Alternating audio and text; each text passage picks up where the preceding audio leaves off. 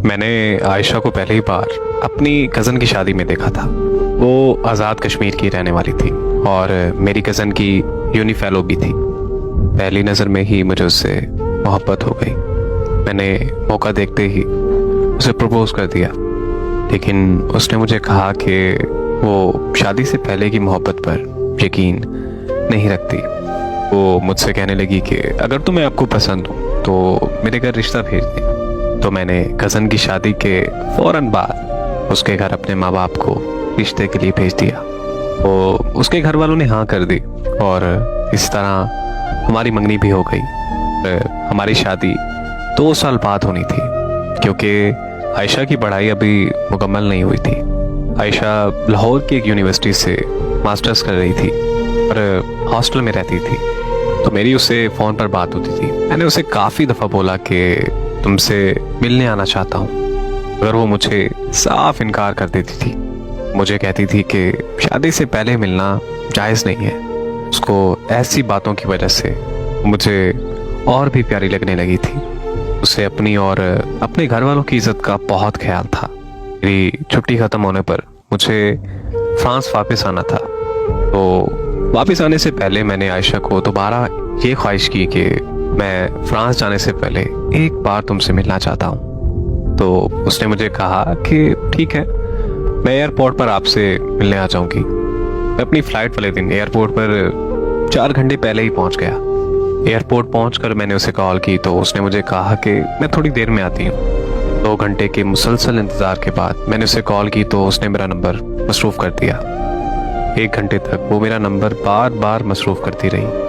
फिर उसने call attend करते ही मुझे कहा कि मैं नहीं आ सकती, आप चले जाओ। इससे पहले कि मैं कुछ और कहता उसने कॉल बंद कर दी।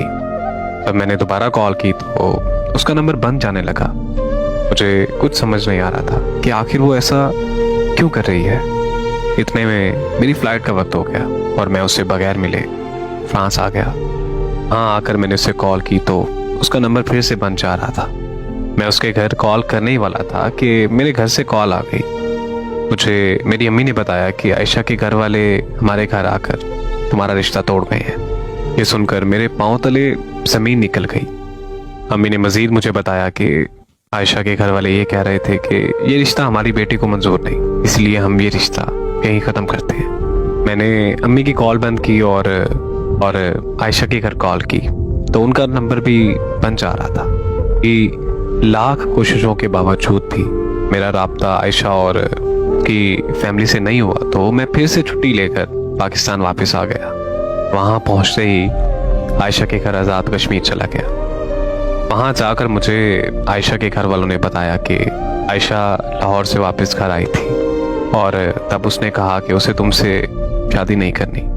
हमने उससे वजह भी पूछी थी, अगर उसने कहा कि मैं जहर खाकर मर जाऊंगी लेकिन वहाँ शादी नहीं करूंगी, इसलिए हमने आप लोगों के साथ रिश्ता तोड़ दिया। उसके बाद वो 2 दिन घर रही और फिर वापस लाहौर चली गई। मगर फिर हमें पता चला कि वो लाहौर पहुंची ही नहीं। हमने उसे बहुत ढूंढा मगर उसका कुछ पता नहीं है। मैं ये सब सुनकर और भी तकलीफ में चला गया, क्योंकि मेरे अंदर बहुत सारे सवाल पैदा हो चुके थे। क्योंकि आखिर उस दिन वो एयरपोर्ट पर क्यों नहीं आई और फिर उसने अचानक मुझसे मंगनी क्यों तोड़ी और अब अचानक कहाँ गायब हो गई है। मैं अपने इन्हीं सवालों के जवाब जानने के लिए अपनी कज़न से मिलने लाहौर चला गया, जो उसकी बेस्ट फ्रेंड हुआ करती थी और आयशा की यूनिवर्सिटी फेलो भी रह चुकी थी। मेरी कज़न ने मुझे बताया कि आयशा यूनिवर्सिटी में एक लड़के से बहुत ज़्यादा प्यार करती है, मगर वो लड़का आयशा के साथ मुखलिस नहीं था। मैंने ये बात आयशा को समझाई थी कि वो लड़का तुमसे प्यार नहीं करता, मगर वो इस बात को समझने तक वो अपना सब कुछ गंवा बैठी थी। प्रेग्नेंट होने का सुनकर उस लड़के ने आयशा को छोड़ दिया। आयशा ने उसकी बहुत मिन्नतें की, मगर उस लड़के ने उसकी एक ना सुनी। आयशा बहुत अरसे तक डिप्रेशन में रही और फिर मेरी शादी पर उसे तुम मिल गए। आयशा खुश नहीं थी कि वो खुद को किसी मर्द के काबिल नहीं समझती थी। वो तुम्हें ये सब बताना चाहती थी, मगर मैंने ही उसे मना कर दिया था, क्योंकि मैं ये चाहती थी कि वो अपने कल को भूलकर आज में जीना सीख ले। अपनी कज़न से आयशा के बारे में सुनकर मुझे बहुत दुख हुआ।